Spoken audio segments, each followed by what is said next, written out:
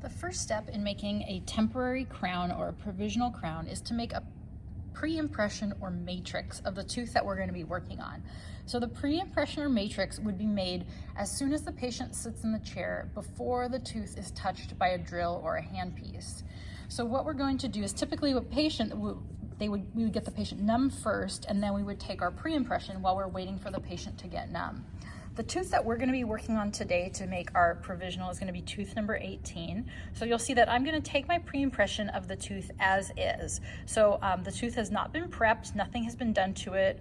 It's just the regular tooth, and I'm going to go ahead and take a pre-impression of it. What I'm going to use in lab to take a pre-impression, you can use a lot of different materials. You can use alginate, you can use a PVS or polyvinyl siloxane material, which is what most offices typically use. I'm going to use what's called a matrix button. So this is a little piece of plastic, and it's used to make a pre-impression or matrix.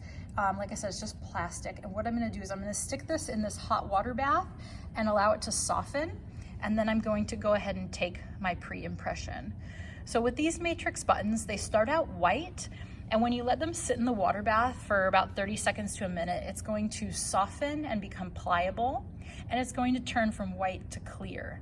So I know you can't see it on the video, but I am watching it, and I'll show it to you once it becomes clear. So it's been about a minute and a half, and I'm gonna go ahead and use my cotton forceps to fish the matrix button out of the water. Remember, it's hot because that's a hot water bath.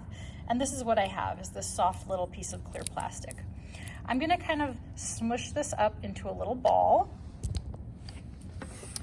And then I'm going to place it, on the Typodont. So I've kind of rolled it into a small ball. I'm gonna place it on the occlusal of tooth number 18. I'm gonna push down on it, flat on the occlusal, and then I'm gonna kind of pinch my fingers and push down on the buccal and lingual. So what I'm trying to do is get a good impression of the occlusal, the buccal, and the lingual. You can see how I have placed the button. I've stretched it out to about the size of a quarter, or almost its original size. I'm covering not only tooth number 18, but a little bit of the adjacent teeth as well, and I'm also coming down onto the gums. So we want to make sure we're not just impressing the tooth, we're impressing a little ways around the tooth. And then what we're going to do is we're going to let this cool for a couple minutes. It's going to turn white again, and when it does, we can pop it off and actually use it. If we pop it off too soon, it will probably distort. So we want to make sure that it cools completely. You can see it's starting to turn white again around the edges, and we'll just leave it for another couple minutes until it turns completely white. Now you can see the matrix button has started to turn white again, so it's about time that we pop this off. What I like to recommend before doing this is to take a Sharpie or a pen and put a dot on the distal aspect of your pre-impression. Because when you pop these pre-impressions off, it can be really difficult for some people to know which way it goes on the tooth.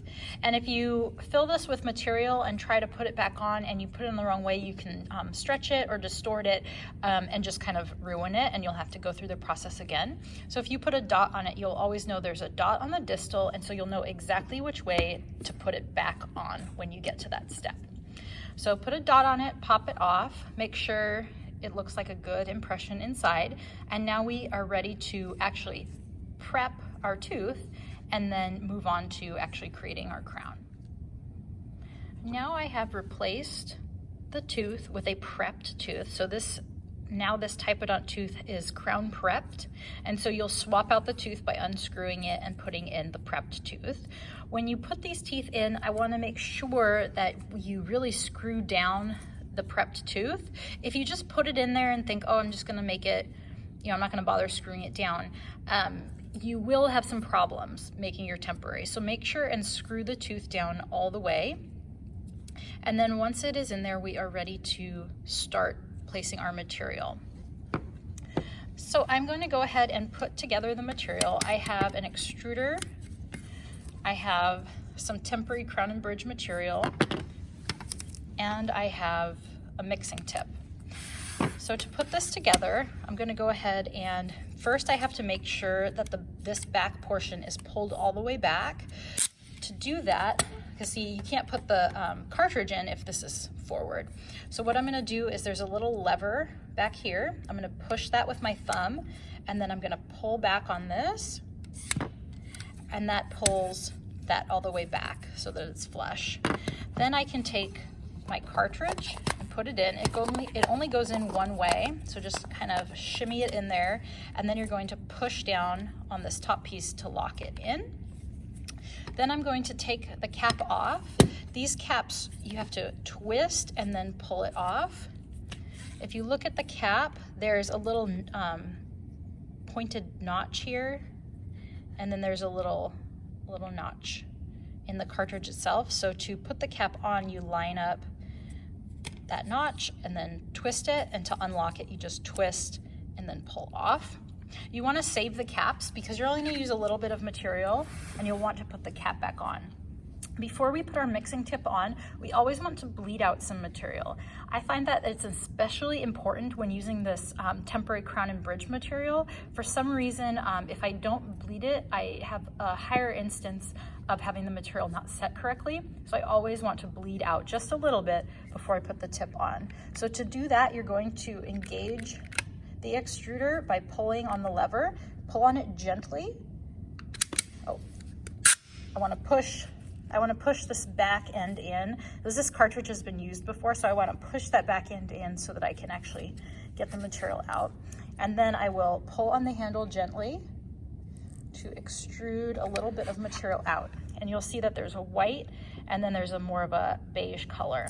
And so you want to make sure a little bit comes out, kind of tip it up and wipe it so that you have a nice clean edge here to put your cap or your mixing tip on. So same thing with these mixing tips, there's a little notch here. So I'm going to line that up, push down, and then twist, and then I'll give it a little tug just to make sure it's on there. Because if it's not locked on there and then you go and you pull this trigger, you're just gonna make a big mess. So you wanna make sure that your tip is on there accurately. Then what I'm gonna do is I'm gonna get my matrix or pre-impression. I've got my typodont or my patient. And then what I'm gonna do is I'm gonna go ahead and start engaging the extruder. And you can see the material mixing in the tip. I'm gonna just extrude a little bit onto the tray. It's always a good idea whenever you're extruding anything to get a little bit out on the tray first. Then I'm going to take my pre-impression and I'm going to put the tip all the way down into the bottom. I'm not up here drizzling the material in. I'm putting the tip all the way in, and then I'm gonna start extruding. And I like to work my way around in just a light little circle and then kind of make a swirl and move up. I have a tendency to get close to filling this. Some things you read will say fill it halfway, some will say 3/4 of the way full. It's okay if you have some excess, but there's no need to fill it all the way to the top because you're just gonna have some squish out. So I've filled that up, and then I'm gonna go ahead and place it on my typodont. You wanna remember which end is the distal so that you're putting it on the right position. And then I'm gonna go ahead and push down. And you'll feel it because with these matrix buttons, they kind of like, when you push it, it'll kind of click or lock into place because it was custom made from this typodont. So then we're just gonna go ahead and let this sit for about 3 to 4 minutes. And what you can do to see if it is set is you can go ahead and this little bit that we extruded out on our tray, you can always touch it and see if it's set or not. And so it's definitely not set because we just made it. So we'll just keep an eye on that for a couple minutes. So now it's been a couple minutes, so I'm gonna go ahead and pop this matrix off. Sometimes your crown will come off in the matrix, sometimes it will stay on the tooth. If it stays on the tooth, then what you'll wanna do is get a large spoon. You wanna come down towards the margin and then just work to pry the temporary crown up. And then if it's inside the matrix, what we'll do is we'll just kind of bend the matrix and just pop the crown out. And so this is what we have. Now you'll notice there's quite a bit of flash or little excess on the edges, so we'll want to get that off. But we need to first make sure we know what we're looking at before we start bringing a handpiece and just zipping away at this. So what we want to do is we want to be able to see the margin of the crown. So I'm going to go ahead and mark the margin so that you're able to see it, and then we'll come back and I'll show you how to trim this. Okay, so I have marked a couple of things on this temporary crown. So if you're not used to looking at the margin of a crown, what the margin is it's the area of the crown that meets up with the prepped margin of the tooth. So the prepped margin of the tooth is this area right here. It's this area where the crown is going to basically sit on this little like ledge or shelf. That's the margin. And so the margin of the crown is just the spot that's going to touch that. So it's usually right on the inside of the temporary crown, and it'll take some time for you to start to notice it. If you can't see it, ask an instructor to point it out to you. When I'm first teaching students how to make temporary crowns, I always try to have them mark it so they can actually visualize it and see it. The other thing I like to mark are the contact points, because when you're trimming a crown and getting it ready for a patient, you want to make sure your margin and your contact points stay intact. So remember that your contact points are going to be kind of in the center of the tooth towards the occlusal. So when you make a temporary crown, there's usually this little bit of flash in the contact area. So I just put a little dot with a Sharpie, and I know that I want to keep that dot there. I don't want to remove it with my handpiece, because that way I know I've got a solid contact. Same thing over here. This side's a little choppy. There's definitely a bubble in my crown here, but it's fairly intact, so I'm going to go with it. And so I've marked that contact area, so I'm going to get all this flash off, and I'll smooth this up with my handpiece, but I want to make sure not to touch that dot because I want to keep my contact intact. So let me go ahead and get the handpiece out and I'll show you how to trim this. Okay, so I'm working in the dental materials lab, so I have a handpiece called the Rotex, which just plugs into a regular outlet. If you are working in the clinic, then you would be using a regular handpiece attached to a dental unit.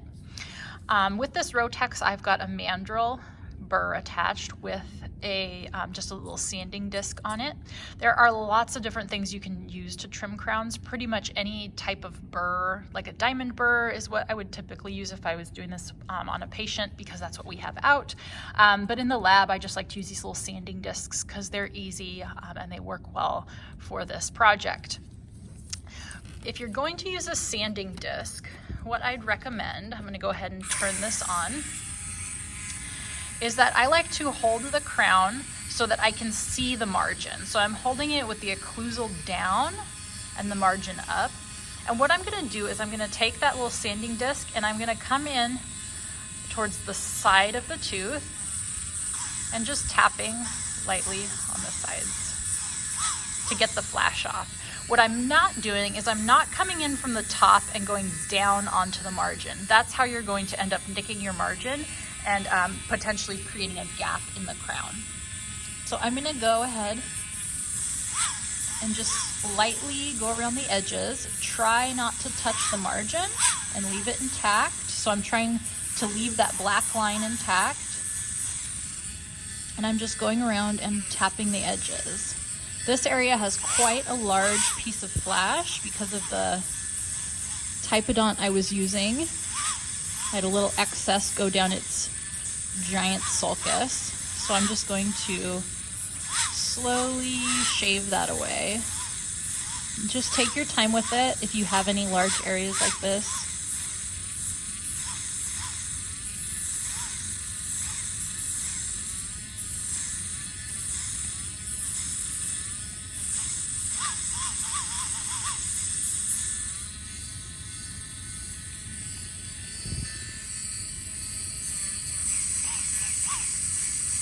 Okay, so I've gone around the entire margin and I've trimmed all that excess off. Now I want to trim a little bit of this sharp flash area that's in the contact areas. So the way that I'm going to do that is I'm just going to carefully go around but still try not to touch that little black dot that I made.